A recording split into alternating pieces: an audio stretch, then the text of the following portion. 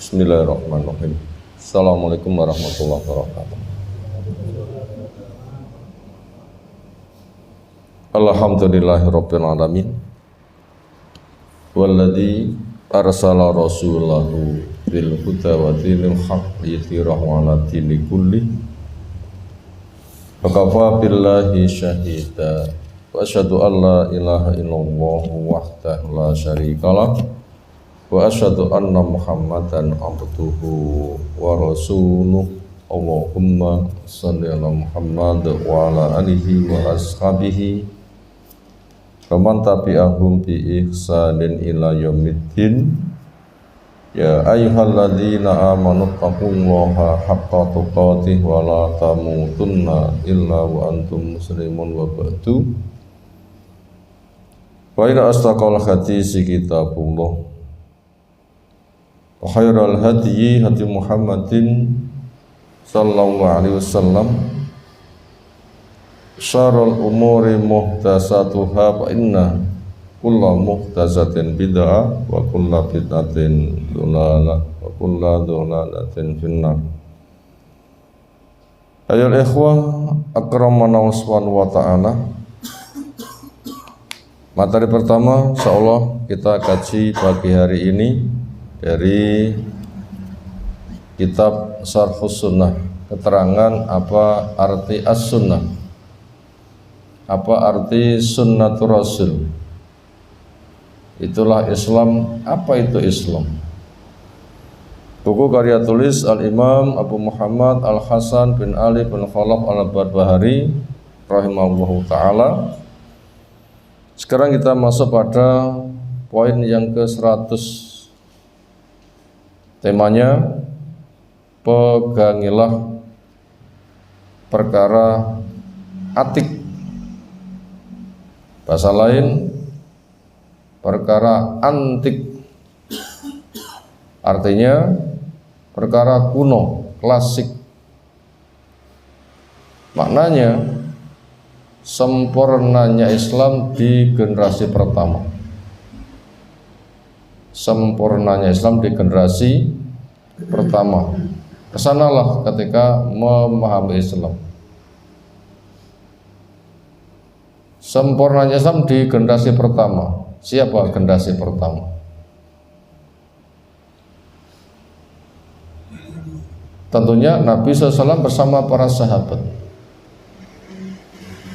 Masa diturunkannya wahyu, diperjuangkan sampai purna, nabinya wafat, wahyunya putus. Itulah kondisi sempurnanya Islam. Dan itu sudah berlalu, sudah 1400 tahun yang lalu. Bila dibaca dari bahasa sekarang, itu sesuatu yang klasik, yang kuno, yang atik, yang antik. Itulah alasan sebuah pesan ketika beragama, kembalilah kepada kondisi Islam yang atik, yaitu kondisi pertama yang mengalami kesempurnaan. Temanya seperti itu. Berikutnya, qala mu'allif rahimahullah ta'ala, wa'lam, dan ketahuilah. Kita diimbau untuk tahu. Memang cari ilmu hukumnya wajib. Thalabul ilmi wajibun ala kulli muslim. Cari ilmu wajib kepada setiap orang yang berislam. Ketahuilah annal atiko, sesungguhnya sesuatu dikatakan atik yang di dalam surah Al-Hajj 29 Allah berpesan wal yattawafu bil baitil atik, supaya mereka tawaf di rumah atik, rumah kuno, rumah yang dibangun oleh Nabi Ibrahim alaihissalam. Sesungguhnya perkara atik adalah apa yang kana ada min wafati Rasulullah sallallahu alaihi wasallam, semenjak Nabi SAW sampai wafat, ila qatli Utsman ibn Affan, sampai terbunuhnya Utsman ibn Affan. Itu rentang waktu sebuah masa, dikatakan masa atik, masa kuno, masa Islam terjaga apa adanya, sehingga siapapun ketika memahami merujuklah ke situ. Itu masa Nabi SAW sampai memperjuangkan Islam sempurna, ditandai dengan wafat beliau. Waktu berjalan merentang sekian waktu sampai terbunuhnya Utsman radhiyallahu anhu.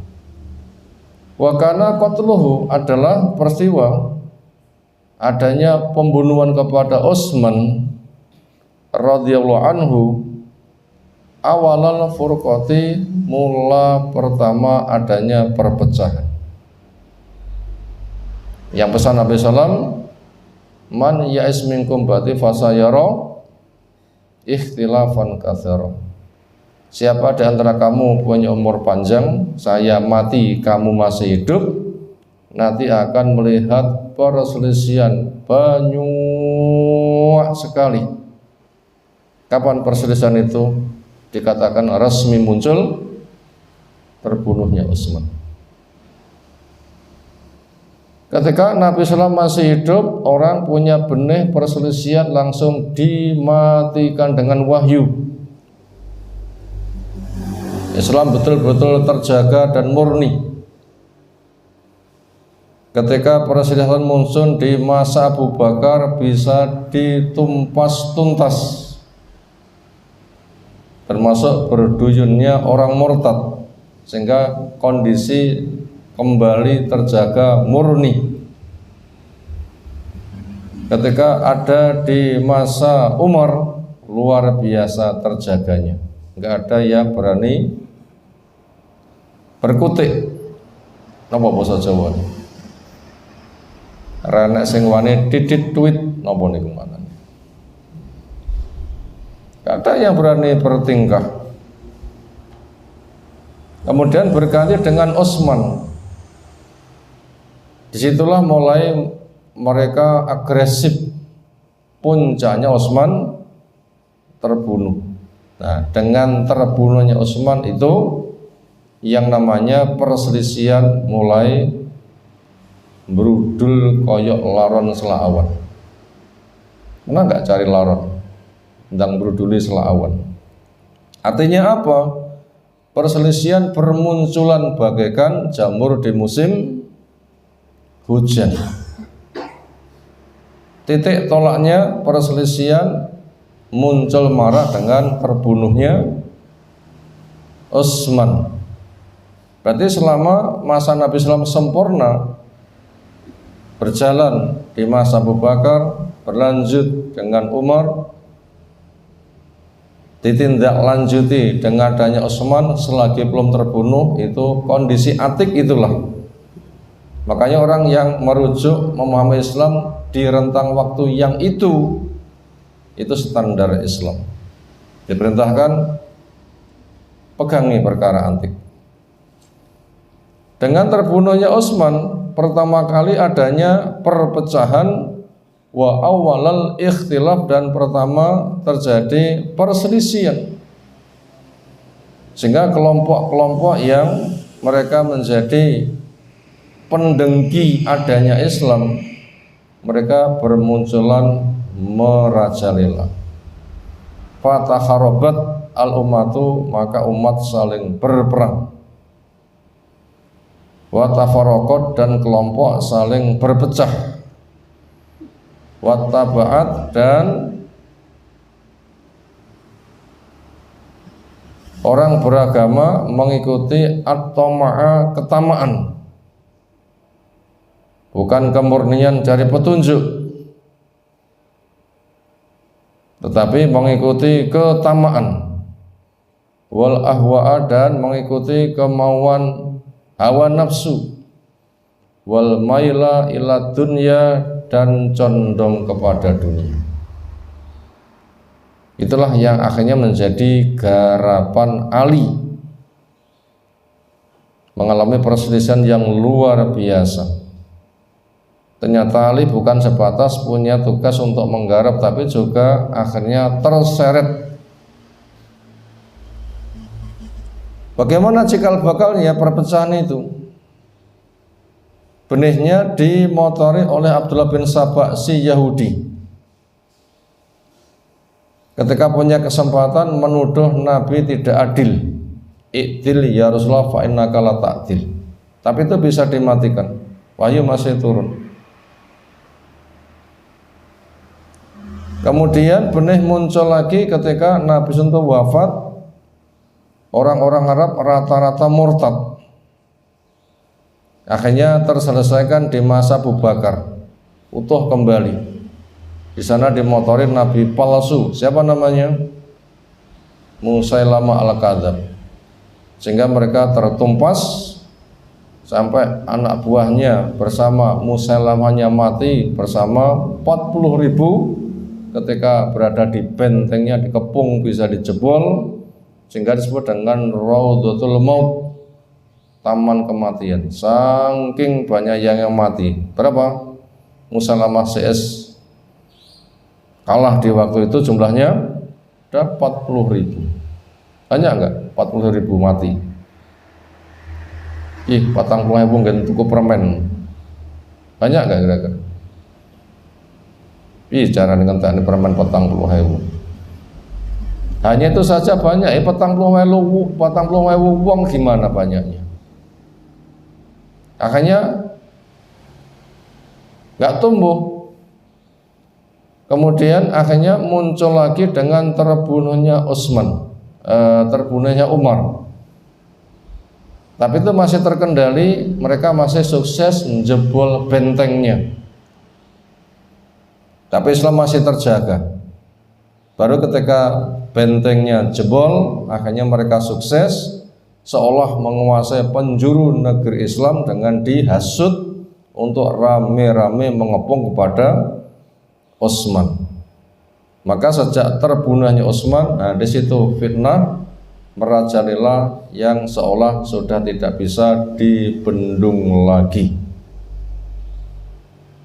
Sehingga ambisi orang berjuang itu ternyata kembali kepada dunia. Ali menghadapi semuanya. Muawiyah belum mau tunduk. Alasannya yang membunuh Utsman itu orang-orang yang berada di kubu Ali, bukan alinya. Berarti gabung di kubu Ali. Ali tahu siapa yang gabung pada dirinya dan gak bisa menyelesaikan sendiri. Ali yang lurus mengajak kita kompak, kita selesaikan bareng. Muawiyah belum mau. Akhirnya terjadi perang, sehingga tidak selesai, terjadi kasus tahkim. Sehingga Muawiyah dengan wilayahnya gubernuran Syam, Ali dengan wilayahnya. Akhirnya orang yang semula gabung dengan Ali, grup pembunuh Utsman, karena Ali dituduh kafir, Muawiyah dituduh kafir. Kenapa? Bertahkim. Dengan kebodohannya mereka menuduh Ali tidak berhukum dengan hukum Allah, padahal mereka yang bodoh. Pemberontak itu yang bodoh. Maka akhirnya mereka keluar dari grup Ali. Bahasa Arabnya keluar itu kharijatun, jamaknya khawarij. Nah, itulah cikal bakal. Wong kafir di depan mereka aman, umat Islam menjadi terbantai. Itu semua itu produk Yahudi. Sehingga Yahudi memproduk kelompok-kelompok untuk merusak Islam luar maupun dalam. Dari dalam Islam ada kelompok Khawarij atau kelompok Nawasib. Dari kelompok luar mengatasnamakan cinta Ali, Syiah Rafidhah yang paling ekstrim. Yang satu mengkafirkan Ali, yang satu menuhankan Ali. Ali sudah jadi korban. Tapi akhirnya mereka bisa tuntas yang mengkafirkan Ali, mereka tuntas pada perang Nahrawan. 10.000 pasukan mereka, hanya 10 yang masih hidup di perang Nahrawan. Sisanya lari ke Bahrain. Abad yang kedua muncul tokoh mereka namanya Abdul Wahab bin Abdurrahman bin Rustum. Itulah sejarah kelompok Wahabi. Itu Khawarij, cikal bakal pembunuh Utsman, mengkafirkan Ali. Ya kelompok itu sampai sekarang banyak dengan nama-nama yang selalu berubah, semisal Salafi Wahabi, Salafi Kharoki, Salafi Jihadi. Itu nama-nama dari Khawarij. Makanya kita harus bisa membedakan nama-nama itu. Ciri khasnya sama, mengkritisi penguasa, mengkafirkan, memberontak. Kelompoknya saja yang benar, selain kelompoknya kafir. Karena memang mereka cikal bakalnya mengkafirkan kepada Ali. Dari luar ada Syiah kafir yang berbaju muslim, mengatasnamakan menuhankan Ali, mengatasnamakan mengibarkan bendera Ahlul Bait, padahal mereka sendiri yang mencederainya. Ternyata itu semuanya ujung-ujungnya untuk mencari dunia. Untuk mencari dunia. Kemudian dari masa kekhalifahan gaya Nabi, dengan wafatnya Ali diganti dengan Hasan, hampir terjadi perang besar. Hasan dikatakan sebagai pendamai, lalu diserahkan kepada Muawiyah. Dari Muawiyah akhirnya kembali kepada keluarga namanya dinasti Umayyah. Ujung-ujungnya akhirnya kembali kepada keluarga, direbut oleh dinasti Abbasiyah. Dunia. Nah, seperti itu, nggak dikembalikan kepada sistem kekhalifahan. Maka daripada itu akhirnya kita tahu perkembangan sampai sekarang lebih parah. Seolah umat Islam itu adalah menjadi barang buruan. Sampai kondisi Yahudi di Palestina pun juga seolah tidak bisa disingkirkan. Mana kekuatan negeri Islam? Yahudi yang kecil, tapi kenapa nggak bisa disingkirkan? Itulah prosesnya. Akhirnya ditinjau pada sisi kemurnian agama. Makanya kembalilah kepada perkara antik, perkara kuno, perkara klasik. Yang di sana Islam betul-betul murni, yaitu sempurnanya Islam diperjuangkan Nabi SAW sampai wafat, merentang panjang sampai masa Utsman akhirnya terbunuh. Nah, masa itulah merentang panjang, masa itulah Islam diterapkan dengan sempurna dan terjaga bila berislam kembali ke sana. Berikutnya, falaisa li ahadin, maka tidak ada hak untuk siapapun. Rukhsatun, tidak ada rukhsah untuk siapapun. Tidak ada keringanan lalu diadakan pembenaran, tidak ada peluang itu. Kesimpulannya, nggak ada celah, artinya sudah tertutup, maka jangan dimasuki. Fisain, pada sesuatu ahdasahu, yang memproduk baru, mimma lam yakun, dari perkara agama yang tidak ada, alaihi, membimbing di atasnya, ashabu Muhammadin, sahabat Rasul Muhammad sallallahu alaihi wasallam. Artinya Islam sudah sempurna. Keterjagaan, kesempurnaan semenjak masa Nabi sampai Utsman terbunuh, itu terjaga secara sempurna. Perjuangan umat menjaga kemurnian Islam sampai waktu itu terjaga. Setelah itu muncul orang membuat produk baru, ya jelas tidak bisa, karena itu tidak masuk kepada kondisi terjaga. Au yakunu rajulun yatu ila syai'in ahdasahu min kibalihi, tidak diberi kesempatan untuk diterima, artinya tetap ditolak, yaitu rajulun seseorang yad'u ila syai'in yang mengajak kepada sesuatu afdal yang ia produk baru min qibali dari sisi dirinya. Ya, bid'ah yang ada yang ia promosi, ayo ikut kami, itu tidak ada kesempatan sama sekali. Kenapa? Islam sudah sempurna, gak butuh penambahan, gak butuh pengurangan. Kemudian diantara alasan orang yang memproduk agama baru dengan syubhat yang sangat membahayakan, lisan berucap seolah benar tapi salah, sehingga akan banyak memakan korban dan menikam. Apa bahasa promosi yang mereka bawa? Di antaranya, agama itu tidak semata apa yang keluar dari Nabi, ucapannya, perbuatannya. Tapi agama juga akan muncul perkara yang disetujui Nabi. Karena sahabat pun juga ahdasa, memproduk hal baru. Nabi tahu lalu disetujui. Ini bahasa mereka, membuat syubhat. Lalu mereka membuat contoh. Apa contohnya? Ketika berucap sami Allahu liman hamidah rabbana walakal hamdu, Nabi tidak mengajarkan, tapi ada orang mengatakan dengan tambahan lafaz hamdan katsiran thayyiban mubarakan fih. Selesai sholat ditanya, siapa yang mengucapkan lafaz tadi? Setelah ditanya berulang, ada menjawab, saya. Tadi saya lihat ada segerombolan malaikat lomba mencatatnya.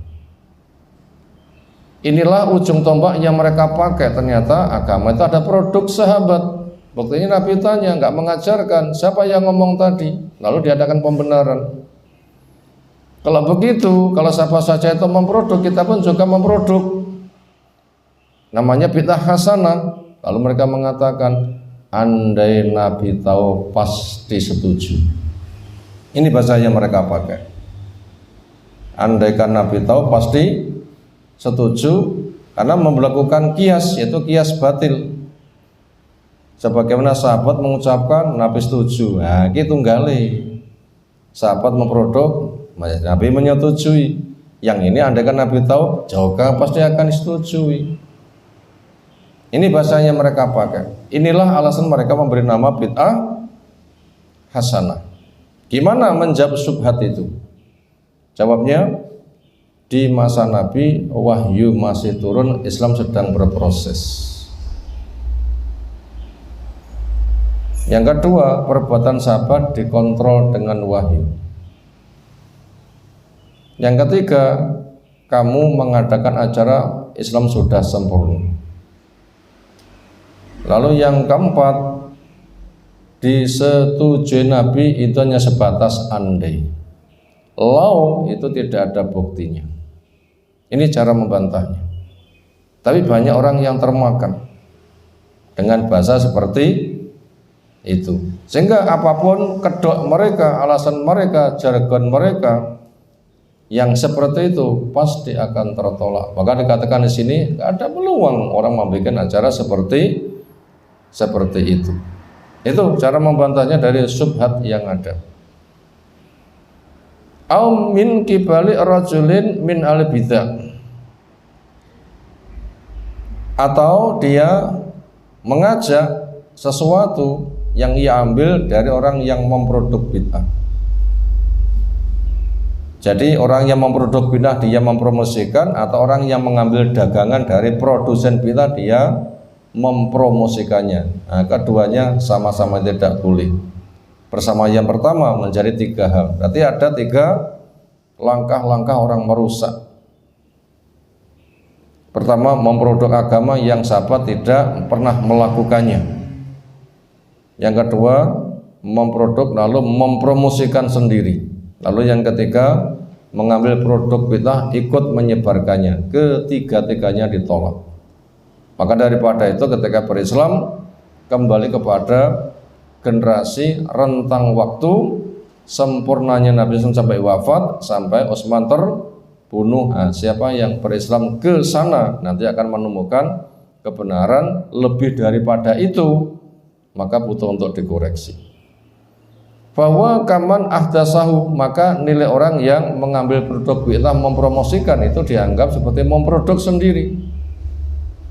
A memproduk bid'ah lalu promosi, jelas dosanya. B tidak memproduk tapi mengadopsi lalu mempromosikannya, sama nilainya.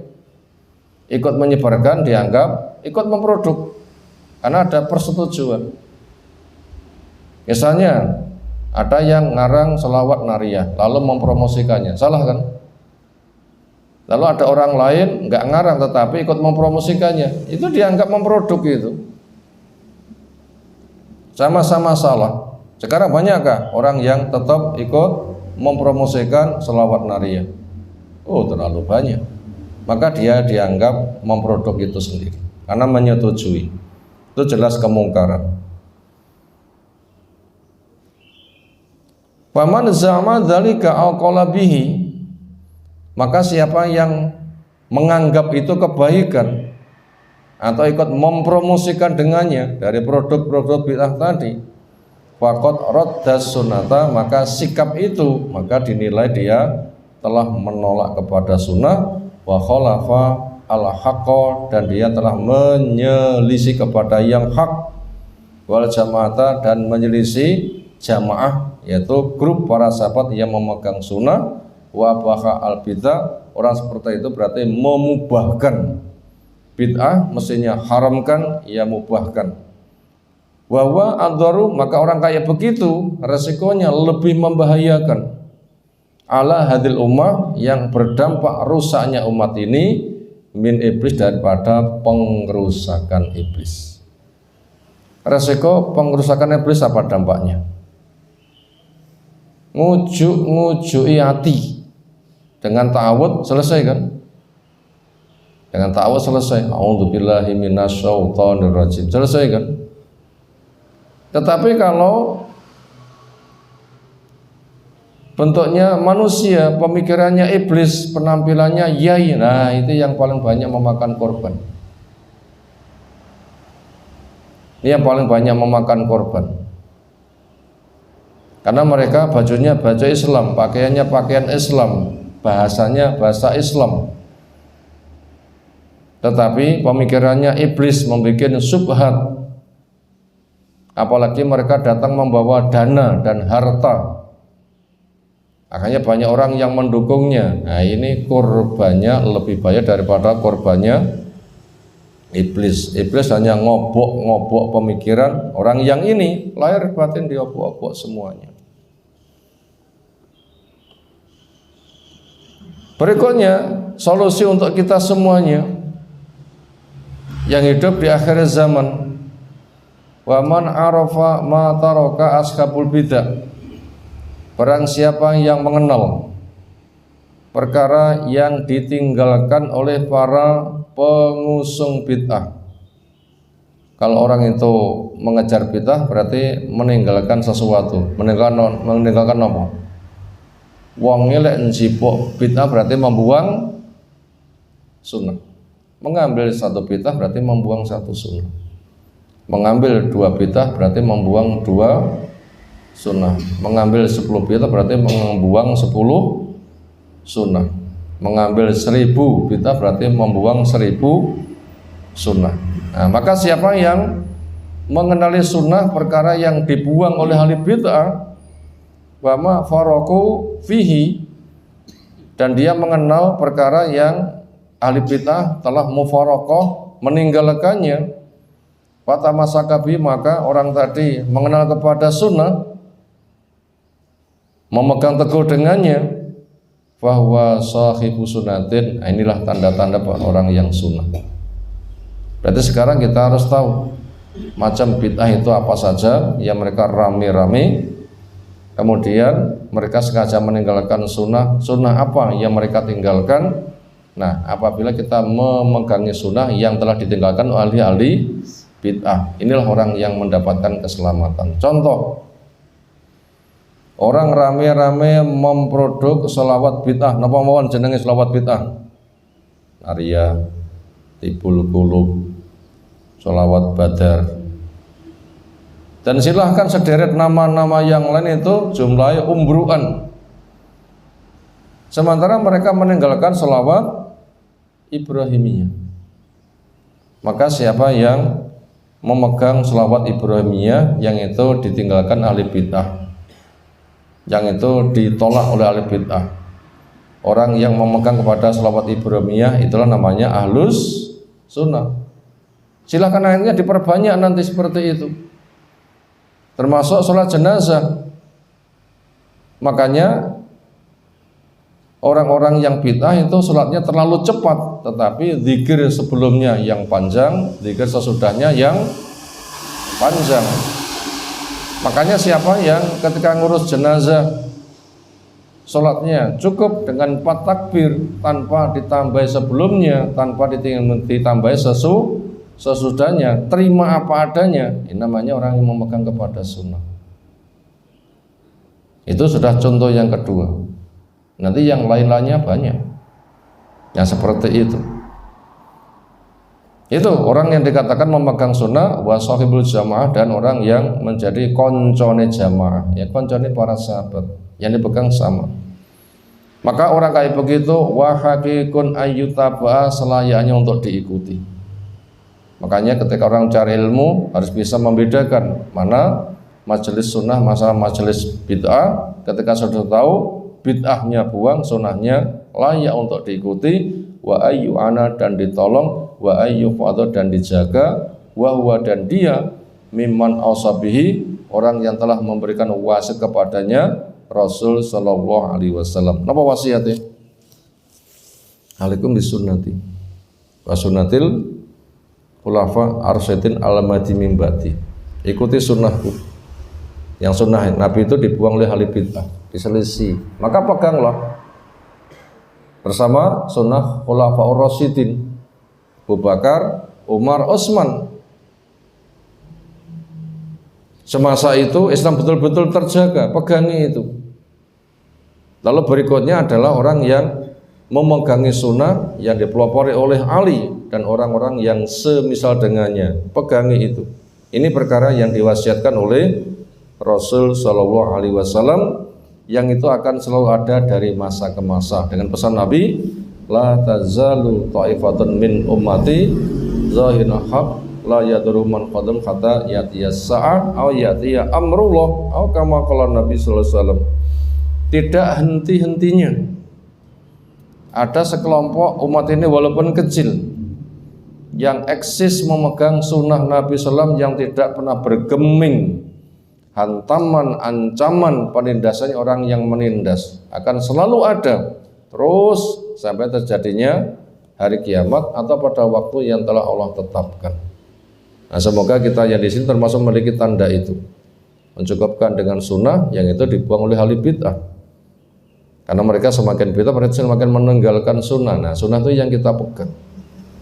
Makanya sikap kita wajib untuk mukhalafah, menyelisih kepada ahli bid'ah. Demikian materi pertama yang kita kaji di kesempatan pagi hari ini. Berikutnya kita masuk kepada materi yang kedua. Dari kitab Fikih Al-Wajiz oleh Fadilatul Syekh Dr. Abdul Azim Badawi rahimahullah ta'ala, masih Kitabul Hajj, ayat yang halaman yang ke-288, baris ketiga dari atas.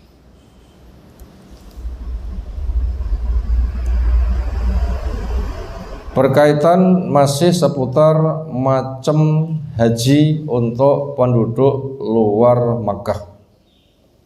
Pilihan haji untuk penduduk luar Makkah secara pilihan ada berapa macam pilihan? 2. 1 Qiron, 2 Tamattu. Ini buat penduduk luar Mekah, bukan penduduk Mekah. Nah, penduduk Mekah nanti bisa haji ifrad.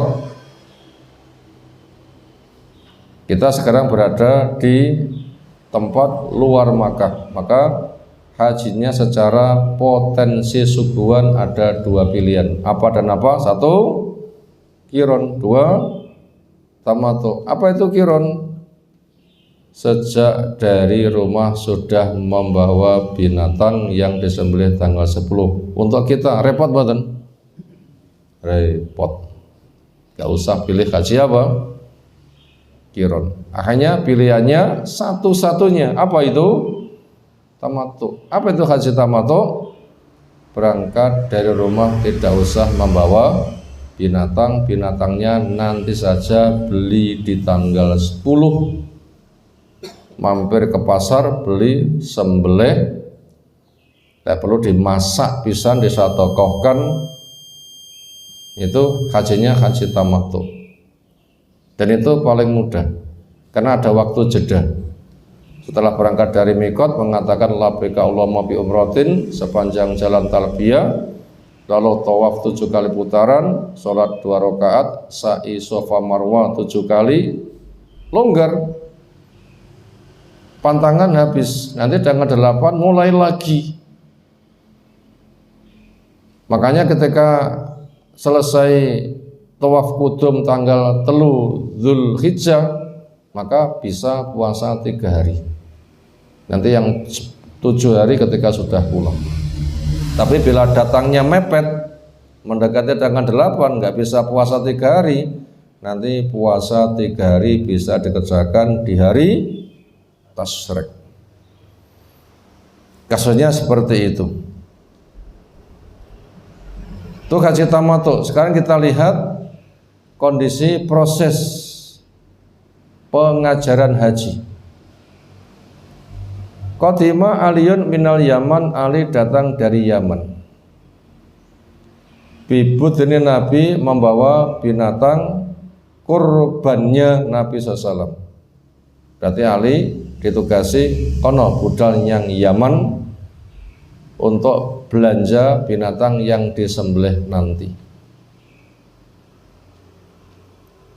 Ketika sudah selesai belanjanya, datang dari Yaman membawa hewan-hewannya sudah sampai ke Mekah. Bahwa jatah Fatimata, akhirnya dia ketemu dengan istrinya Fatimah. Tentu sampai di Mekah akan cari istrinya. Di mana? Tenda istriku. Akhirnya dicari dan ketemu. Ternyata Fatimah mimman halla, termasuk yang tahalul, hajinya tamattu. Karena Fatimah masuk kategori tidak membawa binatang korban sejak dari Madinah. Wala bisat siaban sobighon, dan Fatimah memakai baju berwenter. Buat yang haji tidak boleh. Itu namanya baju hiasan. Itu baju berdandan untuk kepentingan suami istri. Dengan baju itu tampak cantik sehingga semakin menarik selera mesranya orang berkeluarga. Fatimah pakai itu waktu halal dan bercelak. Akhirnya andaikan bersuami istri itu melakukan perbuatan pribadi jima, namanya boleh. Itu namanya hajinya haji apa? Tamattu. Ini di waktu jeda. Nah, melihat kondisi ini, fangkaro Ali mengingkari dalika, perbuatan itu Ali atas Fatimah. Loh, kamu kok gitu? Ini kan terikat pantangan haji. Kamu kok nggak terikat pantangan haji?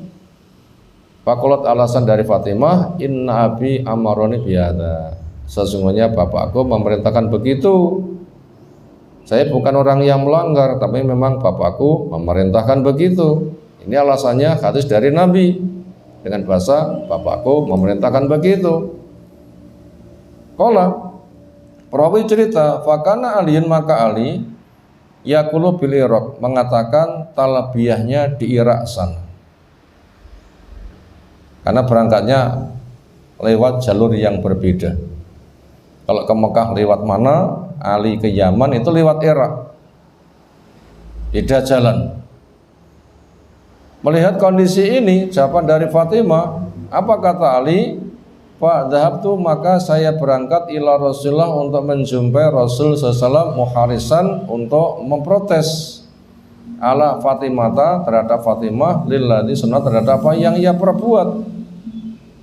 Mustaftiyan yang di sana akan bertanya li Rasulullah sallallahu alaihi wasallam fima dzakarat anhu tentang apa yang Fatimah ceritakan. Ini memang perintah dari Nabi. Ali mengatakan, betulkah ini perintah dari engkau wahai Rasulullah sallallahu alaihi wasallam?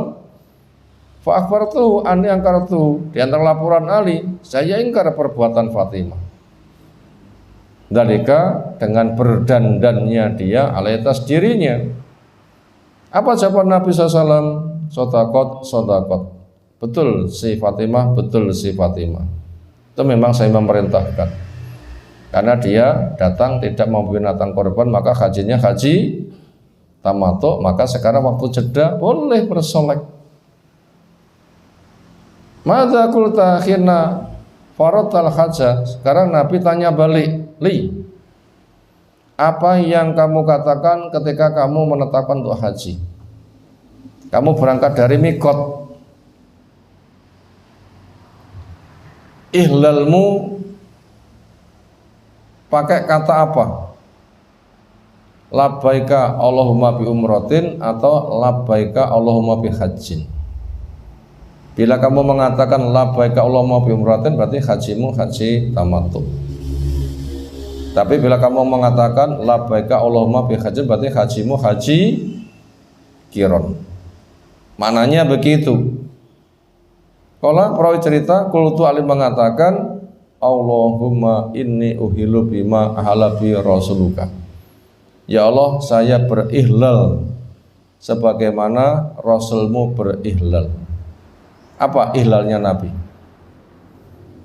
Ucapan pertama ketika Nabi berangkat di setat, Nabi mengatakan apa? Mengatakan ihlali haji qiron. Kenapa itulah ihlalnya? Katanya apa? Lafadznya apa? Labbaika Allahumma bihajjin. Berarti qiron kalau begitu. Ya Allah, kepenuhi panggilanmu untuk haji. Berarti qiron. Kata Ali, saya seperti Rasul. Fa inna ma'iyya al-hadiyah, maka sesungguhnya saya membawa binatang hadiah sebawa dari rumah. Kalau kamu begitu, berarti hajimu sama dengan haji saya, yaitu qiron. Maka untuk itu fala takhillu, kamu tidak bertahalul. Berarti hajimu haji qiron. Akhirnya di sini kontras. Fatimah hajinya haji tamattu, Ali hajinya haji qiron. Itu gambarannya ke sana. Fakana jama'atul hadi, maka ada serombongan sekelompok binatang yang akan disembelih alladzi qadima bi Ali minal Yaman, yang Ali membawanya datang dari Yaman, waladzi atabi an-nabi sallallahu, dan yang dibawa oleh Nabi SAW sendiri miatan, jumlah ontanya ada 100. Makanya siapa yang masuk di dalam perserikatan binatang itu, ini onta 100 bisa untuk berserikat berapa orang? Lek onta sitok kena dipikul orang berapa? Bertujuh. Bila lebih sulit mencari bisa bersepuluh. Jadi unta itu ada dua kemungkinan, untuk 7 orang boleh, untuk 10 orang boleh. Tinggal kondisi stoknya. Lek stoknya melimpah, 1 unta untuk 7 orang. Lek stoknya sulit, 1 unta bisa untuk 10 orang. Lek sapi 1 pilihan untuk 7 orang. Kalau 100 unta, maka ini untuk rombongan orang sekitar berapa sampai berapa? Hitung ngatus nanti 1000. Nah, itu yang membawa binatang itu sejumlah itu. Berarti selebihnya hajinya haji tamattu. Fahalan nasu kullu, maka bertakhal manusia total. Yang sekitar 700 sampai 1000 itu hajinya haji qiron. Kenapa? Sudah membawa binatang sejak dari rumah. Adapun sisanya hajinya haji tamattu. Berapa jumlah yang haji bersama Nabi? Ya bisa dihitung. Kata Jabir, memandang ke depan sejumlah manusia, memandang kanan sing ketok manusia, memandang ke belakang sing ketok manusia, memandang ke arah kiri sing ketok manusia. Seolah dunia penuh dengan manusia. sia. Itu kata mata dengan keterbatasan memandang. Apa maknanya kata-kata itu? Banyak. Itu ternyata yang hajinya kiron sekitar 700 sampai berapa? 1000-an, karena ontanya 100 bisa untuk berserikat orang sekitar itu. Selebihnya hajinya haji tamattu. Wa qasaru, dan mereka memendekkan rambut setelah tawaf, sa'i Safa Marwa, sudah tahallul memendekkan rambut. Illa nabiyyu, kecuali Nabi SAW, pamangka namahu hadiyun, dan orang yang bersamanya ada binatang yang dibawa sejak dari rumah. Kita ansur beberapa baris bagaimana berikutnya ketika sudah masuk di hari tarwiyah, seolah pembacaan hadisnya bisa kita baca di kesempatan berikutnya. Demikian yang kita sampaikan. Subhanakallahumma bihamdika asyhadu an la ilaha illa anta astaghfiruka wa atubu ilaik. Assalamualaikum warahmatullahi wabarakatuh.